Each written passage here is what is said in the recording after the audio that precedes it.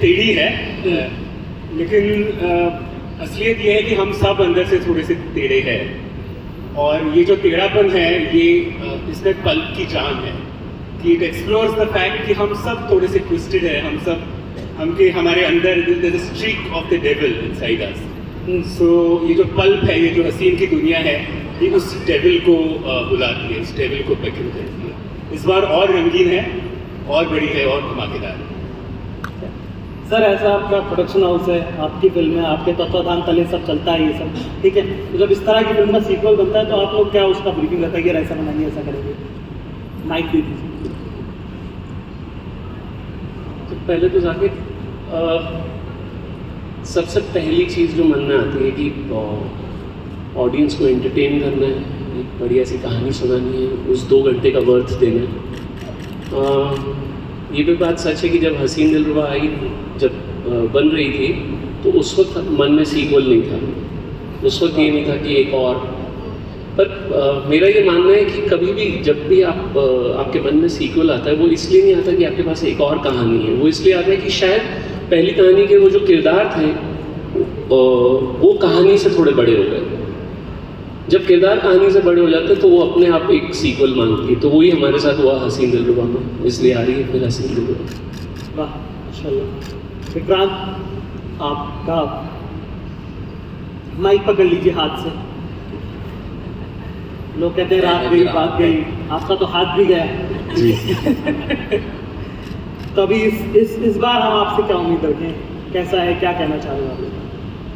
Sir जैसे आनंद जी ने और जयप्रीत जी ने बताया कि जितना प्यार मिला फिल्म को, ऑनेस्टली वो अनप्रेसिडेंटेड था, और क्योंकि ये फिल्म एक ऐसे स्पेस में है जहाँ पे हम बहुत कुछ बता नहीं सकते फिल्म के बारे में, बट इतना ज़रूर बता सकते हैं, there is lot more tension, there is lot more love, बेइंतहा प्यार तो है ही विशु और रानी का, और there is lot more madness, और बहुत सारी चीज़ें हैं, बट इट्स बीन फिनोमिनल जितना प्यार इस फिल्म को मिला है, लोगों ने दिया है, एंड उम्मीद है कि दोबारा उतना ही प्यार मिले।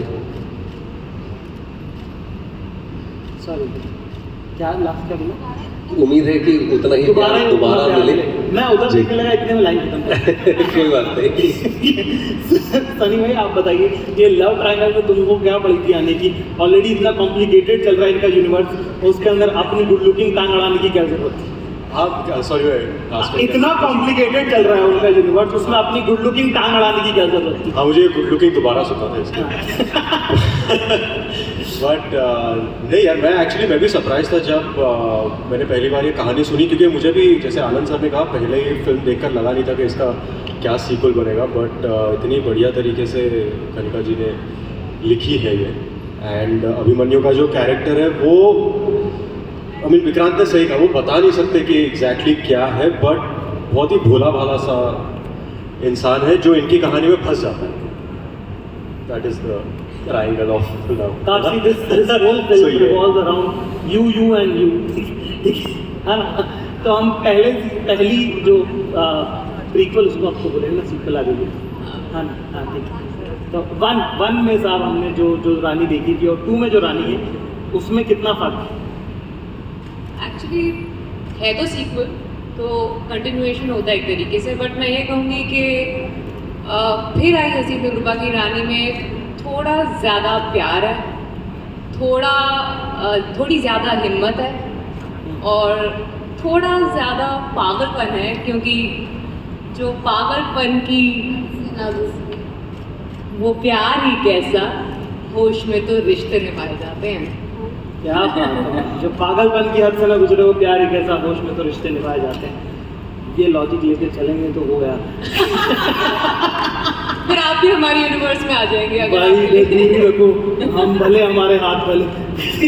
हाँ वरना विक्रांत जैसे। ठीक, कनिका आप बताइए साहब, सो मच प्रेशर, इतना जब प्यार मिलता है किसी चीज़ को, इतना ज़्यादा पसंद करते हैं और इतना क्वर्क है उसमें, ठीक है, तो हमको लगा था कि पहले सीजन में ही बहुत ज़्यादा हो गया था, पहली बार में पसंद, तो फिर में क्या लेके आएंगे आप? देखिए जैसे कि ये सब लोग बता चुके हैं कि फिर में सब कुछ ज़्यादा है, पर मैं आपको अपना रीज़न देती हूँ कि मैंने फिर आई हसीन दिलरुबा क्यों लिखी। मैंने बेसिक सी बात है इसलिए लिखी क्योंकि मुझे खुद से लिखते लिखते ऋषु और रानी से प्यार हो गया था, और जब पिक्चर बन गई और रिलीज़ हो गई मेरा मन नहीं भरा। ऐसा लगा पिक्चर ख़त्म हो गई पर इन किरदारों से रिश्ता नहीं टूटना चाहिए, तो इनके प्यार में मैंने पार्ट 2 लिखना शुरू कर दिया। And honestly Vikrant and Taapsee, I want to tell you, जितना इन्होंने मुझ में ट्रस्ट डाला है, जितना इन्होंने you know they've given me the wings to fly. Haseen, फिर आई Haseen Dillruba belongs to Vikrant and Taapsee as my Rishu and Rani. And now coming to another reason why I wanted to write it was Pandit ji. घर में गेस्ट आते थे, बोलते थे पंडित जी की किताबें कहाँ मिलेंगी, तो मैं हस्बैंड यूज्ड टू से तुम मूछ लगा के इन्हीं से मिल लो क्योंकि यही है पंडित जी। तो पंडित जी को भी बहुत कुछ कहना था, इसीलिए ये दुनिया मेरे से नहीं छूटी, मुझे इस दुनिया में वापस आना था, बहुत कुछ कहना था, मस्ती, अनप्रिडिक्टेबल, जो कि सब ने यहाँ बताया। And I am so glad that हमारी हसीन दुनिया को और हसीन बनाने अब आए हैं सनी कौशल। वो मैडनेस का तड़का, वो भोलेपन का तड़का, सब कुछ बहुत कुछ लेके। एंड ऑल्सो ऑफ कोर्स हमारी ओरिजिनल हसीन टीम, भूषण जी यहाँ पर हैं, आनंद जी यहाँ पर हैं, and new एंट्रेंट director Jaypat Sir is here. So thank you everyone for being on this ride with me. And yes, फिर आई हसीन दिलरुबा, really looking forward. Thank you Anand sir, Bhushan sir, आप लोग इस यूनिवर्स में बिलीव करते हैं और हमको ये कहानी देखने को मिलती है ना। आप इतनी अलग अलग तरह की चीज़ें आप प्रोड्यूस करते हैं, तो उसमें कौन सी चीज़ पे आप चूज़ करते हैं कि इसका सीजन 2 बनाऊंगा, इसका नहीं बनाऊंगा, इसका पार्ट 2 बनाऊंगा, इसका नहीं बनाऊंगा? लोग हैं या चल जाता है तो बनाना ही पड़ता है। नहीं, देखिए ये फिल्म जब आनंद सर बना रहे थे इनिशियली, जब पार्ट 1 बन रही थी, तो जब पार्ट 1 मैंने देखी थी तो उसी टाइम मैंने आनंद सर को बोला था इसका तो सीक्वल बनना चाहिए। जैसे आनंद सर ने बोला कि इनिशियली ये डिसाइडेड नहीं था कि हम सीक्वल बनाएंगे, लेकिन जब आप और and this is a actual sequel. Normally हम लोग फ्रेंचाइज को आगे लेके जाते हैं, फ्रेंचाइज बनाते हैं, नई कहानी होती है, एक्चुअल सीक्वल्स बहुत कम आती हैं। जिस तरीके से कनिका ने इसको लिखा है और जिस तरीके से ये फिल्म निकल के आई है, आई थिंक दर्शकों को बहुत बहुत पसंद आएगी। एंड सब ने बहुत अच्छा काम किया है, सारे एक्टर्स ने। So I want to congratulate them for giving their best performance. And I would like to congratulate all of you for having this. Please, आइए, center stage.